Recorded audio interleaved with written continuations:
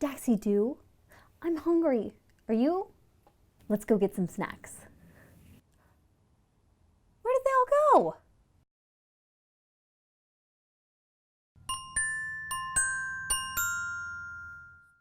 In Furry Foodies, you're a hungry cat, sneaking snacks while the humans in your house aren't looking. With a little cunning and the bat of your paw, you'll push plates out of the grid to collect them. But beware of those broken plates. You don't want the humans to catch on. The objective of the game is to collect sets or sequences of a variety of foods in order to score points. To set up the game, you'll mix up the 88 single-sided tiles and stack them in face-down piles. Then you'll use 25 of them to create a 5x5 face-up tile grid with a small amount of space in between each tile. Let each player pick their favorite cat and then put it into the base. Then give each player a reference card displaying their scoring chart, and they can reference it throughout the game.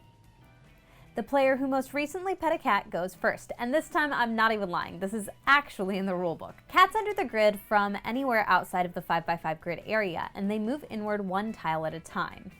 As they move, they push a single line of tiles, and when they push a tile past the edge of the 5x5 grid, they collect it. This is starting to give me flashbacks.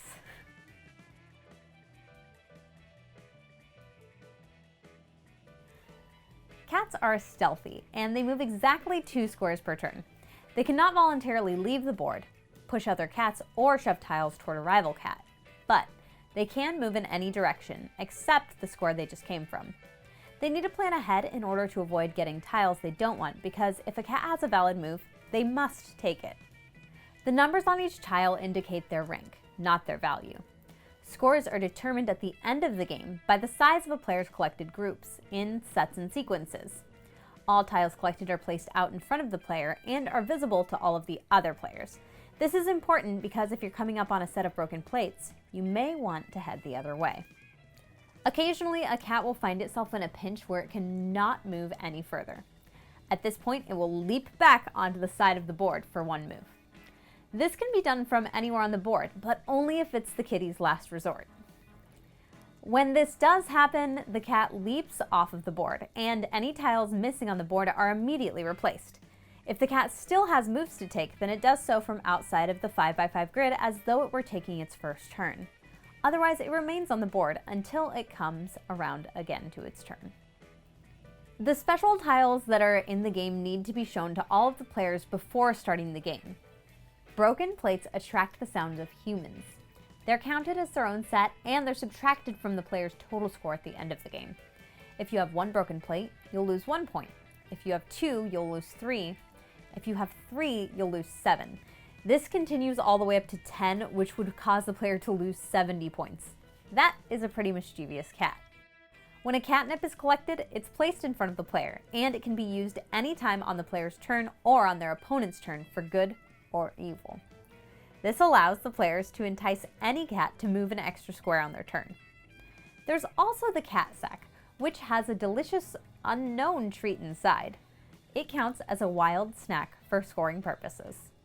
The game ends immediately if at any time a player needs to place a tile, but there are no tiles left in the draw pile. The player then places the last tile, and the next player gets one final turn before the game ends. At this time, the cats prepare to dine on their favorite dishes, and they'll score them. Tiles are scored in sets and sequences. A set is 1 or more tiles of the same number. A sequence is 2 or more tiles in numerical order. Sets and sequences score the same way, using this handy chart. In most cases, the players will want to score the single largest set or sequence that they can use first, and then they'll use the leftovers to create combinations of decreasing sizes until they only have individual plates left. The player's total score is the number of points they scored minus the broken plates they have, which are scored using the same table that the players use to score their sets and sequences.